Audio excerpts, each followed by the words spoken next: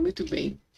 Para eu mostrar esse exercício, eu vou passar algumas imagens e vou mostrando como que é a criação desse input, né? Como que eu crio uma matriz tridimensional e como que eu preencho essa matriz tridimensional do MCNP para fazer o uso dos fantomas computacionais. Para eu criar um fantoma computacional, eu preciso entender como que eu faço uma matriz, né, no MCNPX. É, e agora nós vamos fazer esse pequeno exercício que vai ajudar quem estiver iniciando nessa parte aí. Vamos lá.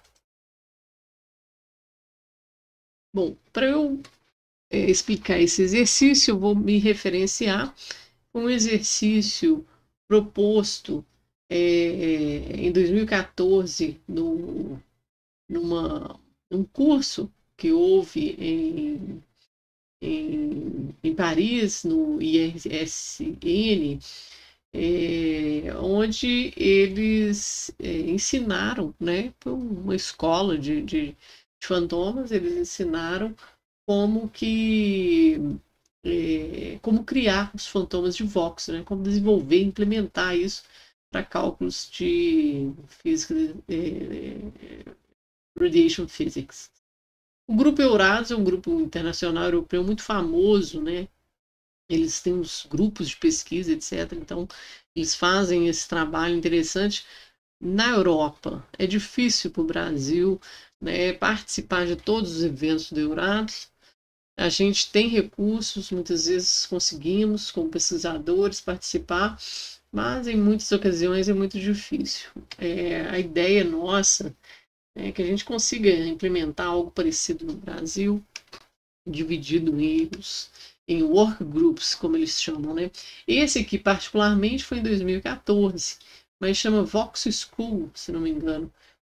Tá aqui sem o Eurados Vox School, tá vendo?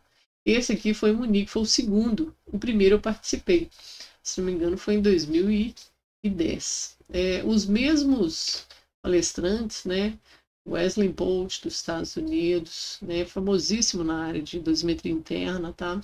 David Prod, também do ISRN, e outros, né? E a Maria Zanck aqui, que é uma das principais pesquisadoras do grupo de pesquisa do ICRP, né, das publicações do ICRP. Muito bem, eles, né, apresentaram como fazer esse trabalho, né, houveram várias apresentações, na verdade, e tinha a parte que era a parte de ensino. Como que eu leio uma imagem de CT e vou converter ela em um fantoma computacional, né? Como que eu vou preparar um fantoma? Então, o exercício primeiro foi desenvolver um fantoma desse tipo, que é esse exercício que eu quero passar para vocês. Tá? Eu só estou me referenciando a origem do exercício, tá? Que eu achei muito interessante, estou replicando ele aqui. Muito bem, vamos lá. Bom, no MCNP, a gente, né, já vimos aí como que desenvolve o fantoma e tudo. Eu comecei a falar sobre matriz, preenchimentos de matriz, etc. Então, a primeira parte do exercício que nós vamos criar nós vamos fazer um fantoma de água cúbico, né? De tamanho 10 por 10 por 10, né, em termos de voxel, de 1 centímetro de lado. Então, se eu fizer de 1 centímetro de lado, tem que dividir esse 1 centímetro em 10 voxels. Então, cada voxel vai ter uma unidade específica que vai me dar 1 centímetro de lado. Para todos os lados, ele é um cubo, né? A princípio, nós vamos fazer uma caixa vazia, né? E vamos chamar lá de célula 1001, tá?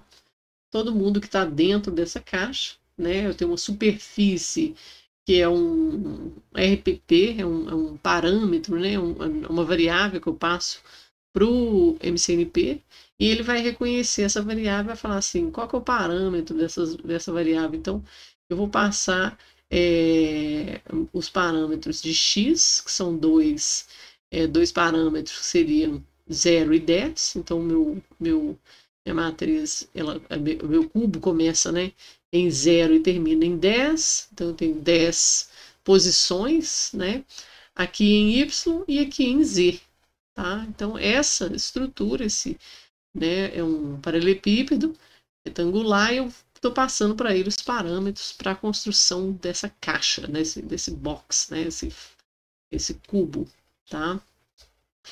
Em superfície também, eu estou criando um outro RPP, chamei ele de número 2 aqui, e vou passar parâmetros de 0 a 1, tá? Para cada um desses voxels que eu vou criar aqui. Então, eu estou falando, estou criando esse cara aqui, né? Esse cubinho aqui, tá?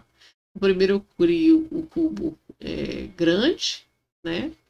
10 por 10 por 10, tá? Aqui eu estou vendo ele bidimensional.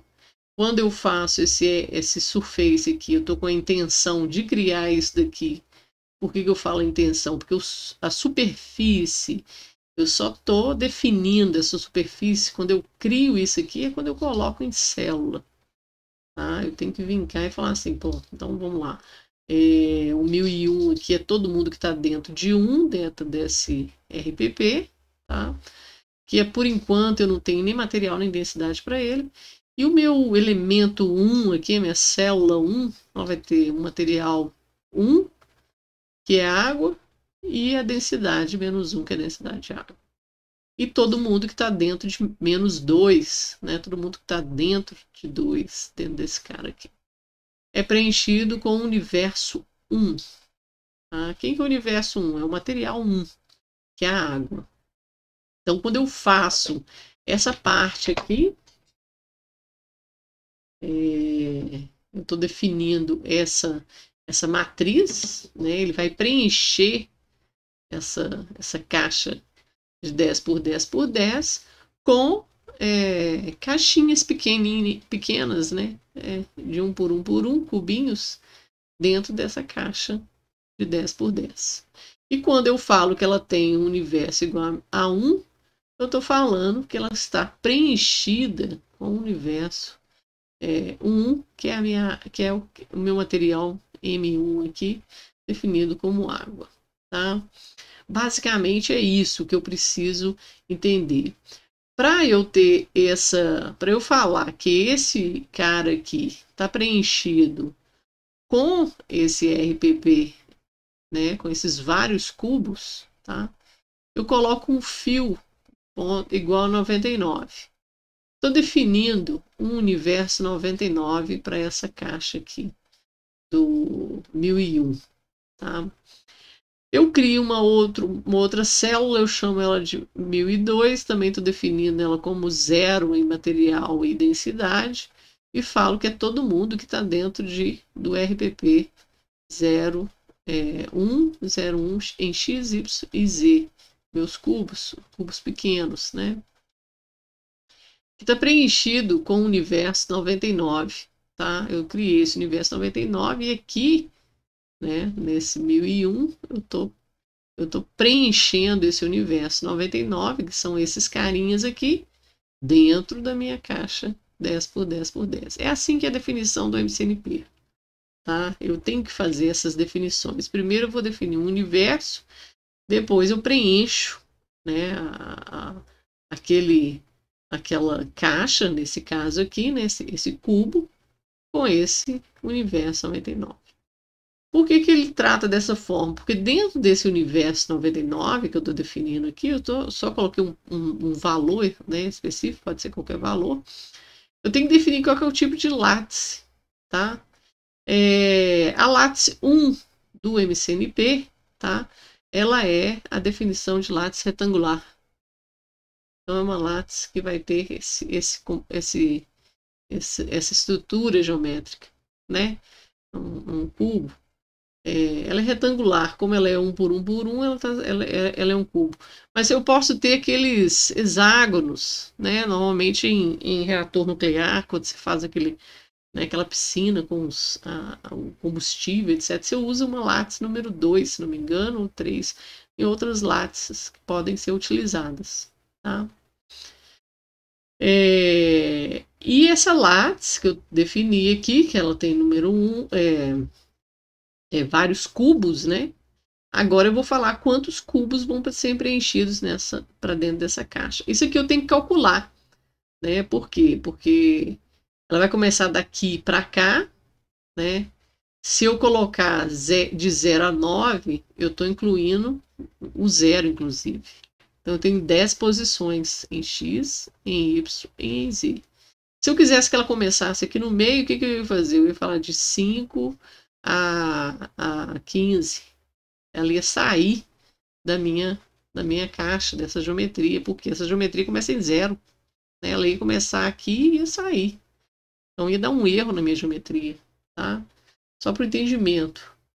E quando eu faço isso em X, Y e Z, eu estou preenchendo ela com o valor 1 aqui, que é o material 1, tá? Que é a água.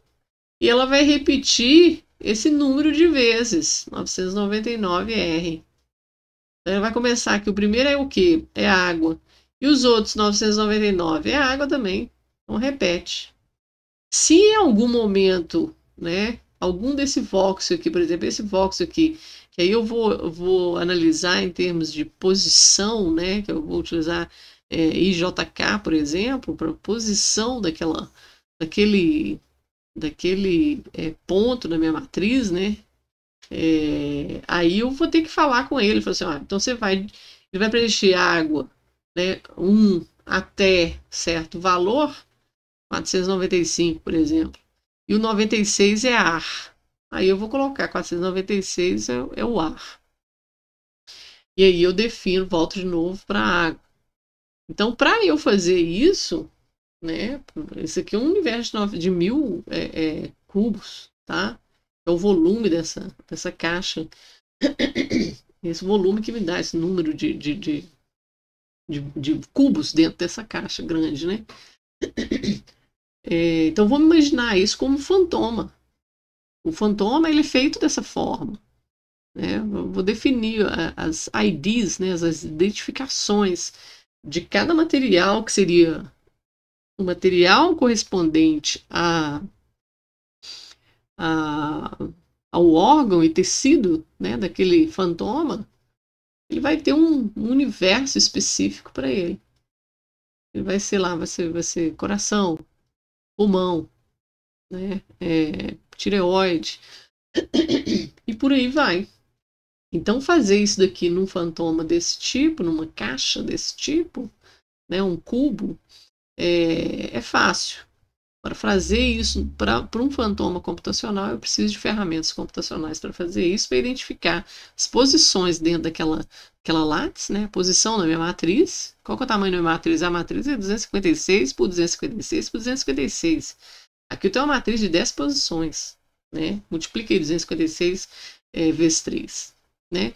Então, é um número gigante de voxels que eu botei ali dentro e eu preciso manipular esses voxels, encontrar as posições IJK de cada um deles. Então, tem que fazer um programa que vá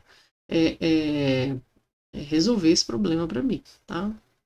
A primeira estrutura, tá? Se a gente fizer esse código aqui, eu até, né, como é que fala? Incentivo vocês a praticarem aí. Faz esse primeiro exercício, vocês vão ver, né, esse volume, essa caixa lá no seu modelo, né, computacional, para quem mexe com MCNP, tá? Esse seria um primeiro exercício. Vamos ver o que a gente tem mais para colocar. E o segundo exercício, que é um exercício bem interessante também, é a definição desse fantoma antropomórfico, assim que a gente chama esses caras. Ele aqui é um fantoma simplificado. Tá? Depois que eu aprendi a fazer aquele cubo, aquele exercício do cubo, né, para uma matriz aí de 10 posições em x, y e z, eu posso agora desenvolver uma geometria simplificada desse fantoma antropomórfico. Então, esse aqui é o exercício. Eu sugiro que vocês não né, não utilizem o código que está postado aqui, mas que tentem observar esses parâmetros aqui. Eu tenho que fazer uma estrutura de voxel de 1 por 6 por 12 voxels, porque ele só vai ter um lado, né? A largura dele aqui, a espessura dele é de um voxel só, em X. Em Y ele tem 6 voxels, e em Z ele vai ter 12 voxels, essa é a altura dele. Tá? Seria em X aqui, né, a lateral, em Y e em Z. Ele tem aí 15 centímetros de lado. Como que eu faço isso? Eu vou criar uma caixa vazia lá com os parâmetros específicos e preencher essa matriz. Esse é o exercício. A resposta está aqui, mas a ideia é que vocês utilizem só esse parâmetro aqui e verifiquem se conseguem modelar, visualizando aqui essa imagem, esse fantoma antropomórfico. Tá? Essa seria a ideia do exercício. Bom, aqui eu tenho fantomas computacionais utilizados de referência. O Zubel, né, é a cabeça desse fantoma, só a parte da cabeça dele. E aqui eu tenho um fantoma que tem uma estrutura, uma matriz muito maior, né, 256 por 256, 128 voxels. Tá? Ele tem 1,5 mm de lateral, né, de largura. Tá? E a estrutura aqui seria basicamente essa aqui, o input é mais ou menos tem essa cara aqui, né, essa definição. Os universos vão representar cada célula, cada tecido, desculpa, cada órgão, né? Cada órgão e cada tecido desse fantoma. Eu estou falando só da parte da cabeça, tá? Então, ainda assim, é um fantoma pequeno, para a verdade, né? Mas ele vai ter aí uma resolução de 1,5 milímetros, tá? Muitos voxels aqui. E algumas linhas foram removidas, porque senão a gente não conseguia mostrar aqui na tela um input desse fantoma. Existe também uma ferramenta que chama Voxel Phantom Tools.txt. Essa ferramenta ela foi desenvolvida pelos caras lá do Eurados, né, os pesquisadores, e eles incluíram uma macro naquele software, o ImageJ. Muita gente conhece esse software. É um software de manipulação de imagem bem utilizado na área acadêmica. Ele é bem interessante, inclusive. Esse Voxel Phantom Tools foi desenvolvido pelos caras do Eurados e é acessível, e eles estão disponíveis gratuitamente. Então você faz o download desse negócio e entra como um pluguinho, né, no ImageJ, e aparece esses dois ícones aqui, ó. Nesses dois ícones você pode criar, tem uma outra, né, tem duas macros dentro desse arquivo, né, chama Change, elas tem esse nome, né, Change Organs ID e Create VX Phantom, que são bem interessantes e fáceis de serem utilizadas para a gente criar o input a partir de imagens de CT. Então aqui tem uma maneira de manipular essas imagens CT, fazer o reconhecimento de cada órgão, uma estrutura qualquer, né? Você pega um stack de imagens e faz o reconhecimento delas ali e usa esses dois pluguinhos que vão facilitar a vida aí de muita gente que quiser trabalhar com as imagens CT, tá bem?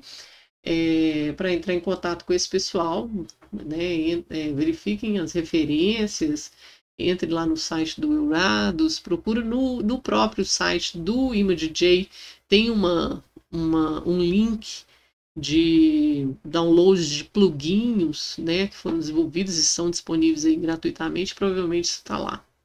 Tá? Esse aqui é para o MCNPX, tá? MCNP, né? MCNPX, mas tem um pluguinho, né, que foi desenvolvido pelo pelo Lucas Paixão, que é o nosso membro do MC Mag, na verdade, ele utilizou esse plugin aqui para converter, né, em um plugin para o Eggs, tá? Para o código de Monte Carlo Eggs, e utilizando desse plugin ele conseguiu converter alguns parâmetros de entradas de dados para que fizesse funcionar também para o Eggs. Está disponível também gratuitamente. Bom, acho que é isso que eu queria falar com vocês. Eu agradeço pela paciência, eu acho que eu passei bem no tempo aí, mas essas informações estão aí bem, são interessantes e facilitam a vida de quem está começando a trabalhar com MCNPX e os fantomas computacionais, né? Há outros fantomas computacionais disponíveis em literatura. Eu tinha deixado aqui também aberto a última publicação, né, um dos últimos artigos publicados pelo pessoal da ICRP, tá? A Maria está aqui, Zanck, né? E falando sobre os fantomas, né? Até surgiram muito o pessoal que está trabalhando com os fantomas computacionais a ler esse artigo. Fala sobre os fantomas que já foram criados e desenvolvidos, quais os principais problemas encontrados, tá? Questões de tamanho, espessuras em alguns órgãos, tá? E o desenvolvimento dos fantomas mesh, tá? Pelo pessoal da Universidade da Coreia. Foram aqueles primeiros que eu comentei com vocês. Então eles fizeram o fantoma da ICRP de 2009, né? Essa publicação de 110 aqui, que tem os fantomas de referência, né, voxelizado ainda, e eles desenvolveram os fantomas com os Polygon Mesh e ajustaram, né, esses detalhes, né, em questões de resolução desses fantomas, tá? Então aqui explica bem a respeito disso, né? Eu acho que vale a pena dar uma lida até para entender bastante o que é quem estiver escrevendo dissertação de mestrado, teses, né, sobre esses fantomas, né, ou fantomas que foram utilizados. E há também outros fantomas aí, né, também publicados em literatura, há vários fantomas, na verdade, né, computacionais disponíveis, tá, para serem utilizados. Muito bem, é isso, eu agradeço, aproveitem bem o curso, um abraço a todos.